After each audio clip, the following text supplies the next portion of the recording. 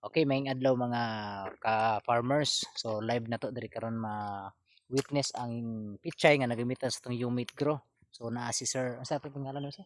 Jonathan Jonathan Piculito. Ricolito. So sir, unsa imong maistorya sa Umate Grow sir nga gigamit sa imong pichay sir? Imbes na kasi humit lahi ra gyud katong wa pa may gamit tanang organic kay katong una tagkuan man tag 30 kadlaw herbison din ang pitsay pod murag magdalag kung wala humit. Okay. Ako mamatod ra gyud ako kanindot kada humit okay gyud. Pila ka adlaw na ni sir? Kini kay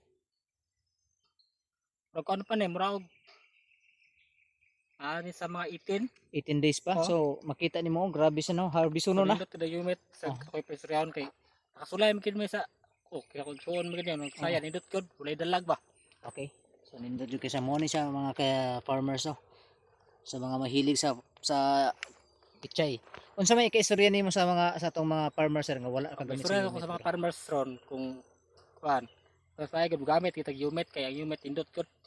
Ang pitsay Sige, pod sige. mulig-on siya ba? Okay. Ligo din nindot og dahon Dali ra gyud ang harvest. o dali na harvest. So satisfied kay kas tong Oh, produkto. nindot good sir. Okay.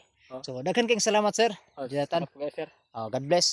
Sa mga farmer diha nga gusto pod maka pichay og nindot kayo, organic, walay laing gigamit no. So, ano siya?